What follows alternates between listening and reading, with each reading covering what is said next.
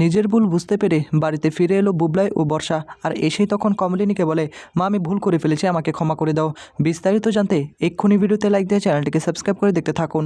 নতুন হসপিটালে আসে আর তখনই বর্ষার জেঠু বলে ওঠে, দেখুন আপনাদের নিকট আমি হাত জোর করছি, আপনার প্লিজ এখান থেকে চলে যান, আমাদের মানসিক অবস্থা ভালো না, আর আপনাদেরকে দেখলে আমাদের জামাই আরও অসুস্থ হয়ে পড়বে। নতুন তখন বলে, আপনি এভাবে কেন কথা বলছেন, আমি বুবলাইয়ের সঙ্গে দেখা করতে আসিনি, বরং কমলিনী এসেছে। বর্ষার বাবা তখন বলে, দেখুন আপনাদের সঙ্গে কোনো ঝগড়া করতে চাই না, কিন্তু এতটুকু বলতে চাই, যেহেতু আমার জামাই এটা সহ্য করতে পারে না, তাই আপনাদেরকে রিকোয়েস্ট করছি। তখনই নতুন বলে, আপনাদের কথায় আমি আসবো, আপনাদের কথায় যাব, তার তো কোনো মানে নেই। আপনাদের উপর আমি কোনো রাগ করছি না বা কোনো কিছু করছি না, আমার একটা দায়িত্ব রয়েছে, একটা ফর্মালিটিস রয়েছে, সেটা পূরণ করার জন্য আমি এখানে এসেছি, আমি সবটাই বুঝতে পারছি।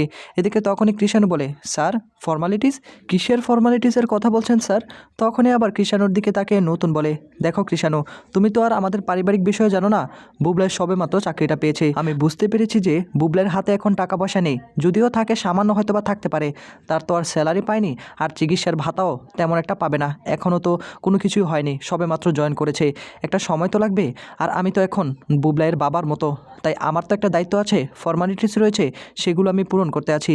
এদিকে বর্ষা তো মনে মনে খুশি হয়ে যায়, আসলে বর্ষা এতগুলো টাকা কোথায় পাবে। নতুন তখন সকলের দিকে তাকিয়ে বলে, আমি এই ফর্মালিটিসটা পূরণ করে এখান থেকে চলে যাব। কমলিনী ওর ছেলের সঙ্গে দেখা করতে এসেছে, আমার তো একটা দায়িত্ব কর্তব্য আছে, সেই দায়িত্বটা আমাকে পালন করতে হবে। অতীতে যাই হয়ে যাক না কেন, বুবলাইকে আমি সন্তানের মতো মানুষ করেছি, এখন আমি যদি টাকা পয়সা না দিয়ে তাকে রিলিজ না করে দিই, তাকে তো কেউ বাঁচাতে আসবে না। নিশ্চয়ই বর্ষার হাতেও এত টাকা পয়সা নেই, বর্ষার বাপের বাড়ির লোকেরাও হয়তো বা এ টাকা দিতে পারবে না। বর্ষার বাবা তখন বলে ওঠে, দেখুন আমরা এত টাকা কোথায় পাবো, আমাদের হাতে তেমন কোনো টাকা নেই, যা ছিল আমরা বলেছিলাম 50,000 টাকা দিয়ে আমরা এখান থেকে ছাড়িয়ে নিয়ে যাব, কিন্তু ডক্টর কোনোভাবে আমাদের জামাইকে রিলিজ করছে না।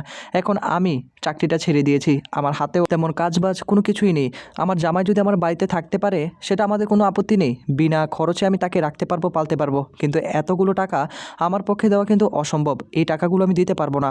আর আমার দাদার কথা কি বলবো, সে তো রিটায়ারমেন্ট হয়ে গিয়েছে, এখন তার হাতেও টাকা পয়সা নেই, তারও তো একটা সংসার আছে তাই না, তাই আমরা কোনোভাবে এত টাকা দিতে পারবো না। এদিকে কমলিনী তখন বর্ষার বাবাকে বলে, যেহেতু দিতেই পারবেন না, তাহলে এই মানুষটাকে এইভাবে অপমান কেন করছেন, চুপ করে দাঁড়িয়ে থাকুন না, যেটার সামর্থ্য নেই সেটা নিয়ে আপনারা টানাটানি শুরু করে দিয়েছেন। আমার ছেলেকে বাঁচানোর সামর্থ্য যেহেতু নাই থাকে, তাকে নিয়ে এত তাড়াহুড়া কেন করছেন, আমাদেরকে আমাদের মতো থাকতে দিন, আমাদের সন্তানকে আমাদের মতো বাঁচতে দিন না, আমরা তাকে বাঁচিয়ে নিব। তখনই বর্ষার বাবা বলে, হয়তো বা আপনার সন্তান হতে পারে, কিন্তু আপনাকে তো সে কখনো গ্রহণ করেনি।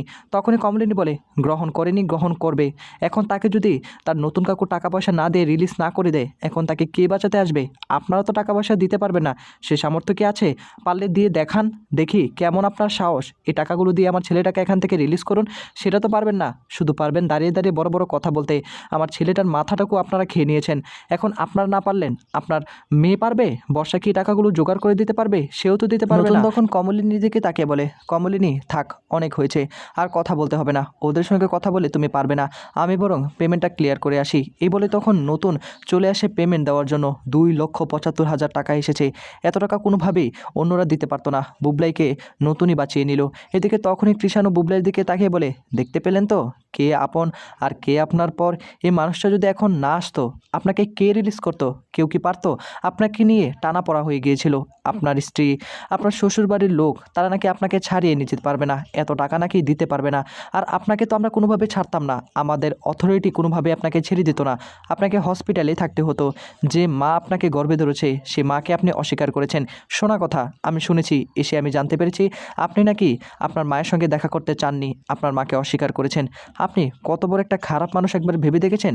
নিজেকে প্রশ্ন করুন, আপনার বিপদে যারা পাশে নেই আর আপনার বিপদে যারা পাশে এসেছে, কারা আপন আর কারা পর, একবার নিজেকে প্রশ্ন করুন, তাহলে উত্তরটা পেয়ে যাবেন। আপনি আপনার মাকে অস্বীকার করেছেন, কিন্তু আপনার মা নির্লজ্জের মতো আপনাকে দেখার জন্য হসপিটালে এসেছে। এদিকে কৃষাণুর মুখে কথাগুলো শুনে কমলিনী কান্নায় ভেঙে পড়ে। কৃষাণু বুবলাইকে নানাভাবে বোঝানোর চেষ্টা করে, কিন্তু বেচারা বুবলাই কোনোভাবে কৃষাণুর কথাগুলো বুঝতে চাচ্ছে না। কৃষাণু বারবার বলে, আপনাদেরকে শুধুমাত্র আমি বাঁচিয়ে দিয়েছি আমার শিক্ষক স্বতন্ত্র বোসের কারণে, তা না হলে আপনারা যে অপরাধ করেছেন, আপনারা যে অন্যায় করেছেন, নাটক সাজিয়েছেন, এর জন্য আপনাদের উপযুক্ত শাস্তি পেতে হতো, আমি আইনি পদক্ষেপ নিতাম, কিন্তু সেটা থেকেও আপনাদেরকে মুক্তি করে দিয়েছি। কিন্তু আপনারা যদি নেক্সট টাইম আবারও এই ব্যবহারগুলো করতে থাকেন, এই মানুষটার সঙ্গে আমি আপনাদেরকে ছেড়ে দেব না। এই মানুষটার মুখের দিকে একবার তাকিয়ে দেখেছেন? এই মানুষটা নিঃস্বার্থে আপনাদের পাশে এসে দাঁড়িয়েছে, আপনাদের পরিবারটার পাশে এসে দাঁড়িয়েছে, তাকে তো উচিত আপনি মাথায় করে রাখবেন, বরং আপনাদেরকে সে মাথায় করে রাখছে। এত অপমান, অন্যায় সব কিছু সহ্য করি। আমি আপনাকে প্রশ্ন করি, এখন যদি আপনার নতুন কাকু টাকাগুলো না দেয়, আপনার স্ত্রীকে বলুন তো এই টাকাগুলো আনতে পারবে কি না? জোগাড় করে আনতে তো পারবে না। বর্ষা তখন বলে, যেই টাকা দেখ না কেন আমরা সেটা পরিশোধ করে দেব। এই টাকা আমরা কোনোভাবেই রাখবো না। হয়তোবা আমাদের হাতে এখন টাকা পয়সা নেই, সাহায্য করতে পারে, কিন্তু আমরা এ টাকা ফেরত দিয়ে দিব। তখনই আবার কমলিনী বলে, বর্ষা বড় বড় মুখ করে কথা বলছো, টাকাগুলো হয়তোবা তুমি ফেরত দিয়ে দিবে, সেটা মেনে নিলাম, কিন্তু এই 10 মাস যে তাকে আমি গর্বে ধরেছি, এই কষ্টগুলো কি ফেরত দিতে পারবে? তাকে যে মানুষ করেছি ছোটোবেলা থেকে, খাইয়ে পরিয়ে সব কিছু করেছি, সেটা কি পূরণ করতে পারবে? সেটা ফেরত দিতে পারবে? বলো আমাকে। তুমি আমার থেকে আমার ছেলেটাকে দূরে সরিয়ে দিচ্ছ, দিনের পর দিন তার সঙ্গে অন্যায় অত্যাচার করে যাচ্ছ। চিন্তা করো না, এগুলো তোমরা ফেরত পাবে। তোমাদের যখন সন্তান হবে না, তোমরাও ঠিক বুঝতে পারবে মায়ের কতটা কষ্ট হয়। আমার ছেলেটা আমাকে এভাবে অপমান করেছে, তার মা নাকি অনেক আগে মারা গিয়েছে। এই কথাগুলো আমাকে শুনতেই হয়েছে শুধুমাত্র তোমার জন্য। তোমার কথায় আমার ছেলেটা একদম পাগল হয়ে যাচ্ছে। এদিকে বুবলাই তখন বলে ওঠে, মা চুপ করো, এই কথাগুলো না শুনতে আমার একদম ভালো লাগছে না। এদিকে বুবলাইয়ের মুখে এই কথা শুনে তখনই কমলিনী বলে, মা কাকে ডাকছো? তোমার মুখে মা ডাকটা একদম মানা না, একদম ডাকার চেষ্টা করবে না, তোমাকে আমি চিনি না। এই বলে তখন বুবলাইয়ের দিক থেকে মুখটা ফিরিয়ে দেয় কমলিনী। নতুন হসপিটালের সমস্ত বিল দিয়ে দেয়। তখন বলে, দাদা ভাই নিজেকে একবার প্রশ্ন কর, কতটা নির্লজ্জ হয়ে গেছিস তুই, কতটা নিচে নেমে গিয়েছিস। কার জন্য এত কিছু করছিস? যার জন্য করছিস সে তো তোর পাশে দাঁড়ালো না। বাবিল তখন বলে, দাদা ভাই অনেক হয়েছে, এবার অন্তত একটু ফিরে আয়, ভালোর দিকে ফিরে আয়, তা না হলে ভবিষ্যৎ অন্ধকার দেখবি। কাকে তুই অপমান করছিস? নতুন কাকুকে। নতুন কাকু তোর বিপদে আপদে সব সময় পাশে দাঁড়িয়েছিল নিঃস্বার্থভাবে, এই মানুষটাকে তুই দিনের পর দিন অপমান করে যাচ্ছিস। নতুন বিল দেওয়া হয়ে গেলে কমলিনীকে বলে, কমলিনী আমি বিলটা দিয়ে দিয়েছি, আমি এখন গাড়িতে ওয়েট করছি, তুমি বরং আসো, তুমি সাবধানে এসো। এদিকে তখনই কমলিনী বলে, তুমি কোথায় যাচ্ছ? তুমি কোথাও যাবে না, তুমি যেখানে থাকতে পারবে না সেখানে আমি কি করে থাকবো? আমিও এখানে থাকবো না। এই কথাগুলো বলতে থাকে, কারণ তুমি হলে আমার স্বামী, আমার আমার রেজিস্ট্রি করা স্বামী। আর এই কথাগুলো বলতে থাকে তখনই ভীষণই রাখতে শুরু করে দেয় বুবলাই। বুবলাই বলে, মুখ সামলে কথা বলো মা, এই কথাগুলো বলতে তোমার লজ্জা করছে না? আমার সামনে অন্তত এই কথাগুলো বলো না, প্লিজ প্লিজ, এই কথাগুলো বন্ধ করো। তখনই আবার কমলির বলে, কেন বন্ধ করব? বন্ধ করার কোনো প্রশ্নই আসে না। তুমি কি জানো না যে তোমার নতুন কাকুর সঙ্গে আমার বিয়েটা হয়ে গিয়েছে? তুমি হয়তো বা জানো না, কিন্তু আশেপাশের সকল লোকেরাই জানে। এখন তুমি যদি জানতে চাও, তোমাকে কাগজপত্র আমি দেখিয়ে দিব, রেজিস্ট্রি কাগজগুলো দেখিয়ে দিব। তুমি যদি আমার স্বামীকে এখানে অপমান করো, তাহলে আমি তোমাকে ছেড়ে কথা বলবো না, আমি প্রতিবাদ করব। যেখানে সম্মান নেই আমার স্বামীর, সেখানে কিন্তু আমিও থাকবো না, আমিও এখান থেকে চলে যাব। এদিকে নতুনের পক্ষ নিয়ে কথা বলতে থাকে কমলিনী, আর নতুন তখন ভীষণ রকম খুশি হয়ে যায়। এতদিন পর হলেও কমলিনী তার পাশে এসে দাঁড়িয়েছে। এদিকে বাবিল তখন বলে ওঠে, নতুন কাকু আমি আমার দাদাভাইয়ের হয়ে তোমার কাছে হাত জোর করে রিকোয়েস্ট করছি, তুমি প্লিজ আমার দাদাভাইকে ক্ষমা করে দাও। নতুন তখন বলে, আরে বাবিল তুই সব কী বলছিস? আমি বুবলের উপর কি কোনোদিন রাগ করে থেকেছি নাকি? আমি কোনোদিন রাগ করে থাকবো না, থাকিও নি। বুবলে আমার ছেলের মতো, ও যতটুকু পারে আমাকে অপমান করতে করুক, তাতে আমার কিছু যায় আসবে না, আমি তাকে সবসময় আগলে রাখবো। এদিকে নতুনের মুখে এই কথাগুলো শোনার পর তখনই কৃষ্ণ ভীষণ একটু হতদম্ব হয়ে পড়ে। কৃষ্ণ তখন নতুনকে জড়িয়ে ধরে ফেলে এবং বলে, স্যার আপনার থেকে না অনেক কিছু শেখার আছে। আপনি যে এমন একটা মহান মানুষ আমি কল্পনা করিনি। আপনাকে দেখলেই না আমার কেন জানি অন্যরকম একটা ফিলিংস তৈরি হয়, আপনাকে দেখলে একটা শান্তি অনুভব হয়। এদিকে নতুন তখন বলে, হয়েছে হয়েছে কৃষাণু, আমি যেটা বলেছিলাম রোববার মনে আছে তো, আমাদের বাড়িতে কিন্তু যেতে হবে।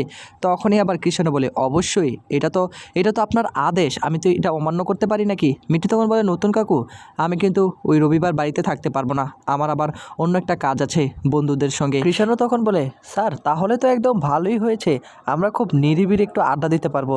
তাছাড়া উনি থাকলে আড্ডা দেওয়ার একটা সুযোগ পাবো না, যেভাবে ঝগড়া করে। আপনি বরং কাজ করুন, ওনাকে আর আটকে রাখবেন না, উনি ওনাদের বন্ধুর সঙ্গে চলে যাক। এদিকে তখনই আবার নতুন বলে, শোনো কৃষাণু তুমি কিন্তু অনেক দুষ্টু হয়ে গিয়েছো, তুমি খুঁচিয়ে খুঁচিয়ে কথা বলতে পারো। তখনই আবার মিঠি বলে, কী ব্যাপার নতুন কাকু, তোমার সামনে আমাকে এভাবে অপমান করছে, তুমি দাঁড়িয়ে রয়েছো, তোমার ছাত্র বলে নাকি? তখনই কমলিনী বলে, মিঠিমা এরকমটা করতে নেই, তুমি অনেকক্ষণ যাবৎ কৃষাণুর উপর রেগে আছো, তার উপর নানা কথা বলছো, এগুলো কি তোমার মুখে মানায় নাকি? তুমি তো এমন ছিলে না। বাবিলও তখন বলে, কী রে এরকম শুরু করে দিয়েছিস কেন? চুপ করে একটু দাঁড়া না। এদিকে তখনই বর্ষার বাবা জেঠু বলে, অনেকটা সময় হয়ে গেছে, আমরা এখন এখান থেকে চলে যাব। নতুন তখন বলে, বর্ষা যেহেতু চলেই যাবে, এই রিসিপ্টটা নিয়ে যাও, এটা অনেক সময় কাজে লাগতে পারে। এই বলে তখন রিসিপ্টটা হাতে দিয়ে দেয়। বুবলাই তখন বর্ষাকে নিয়ে সেখান থেকে চলে যায়, আর কমলিনী ভীষণ রকম মন খারাপ করে দাঁড়িয়ে থাকে। এত কিছু হওয়ার পরও তার সন্তান তার মনটাই বুঝতো না। আগামী পর্বে আপনারা দেখতে পারবেন নতুন বুবলাইকে সব কিছু বুঝিয়ে বুবলাই এবং বর্ষাকে বাড়িতে হাজির করলো, আর বুবলাই তখন তার মায়ের কাছে এসে হাত জোর করে ক্ষমা চাইলো। এই ছিল আপডেট, নেক্সট আপডেট পেতে সাবস্ক্রাইব করে রাখুন।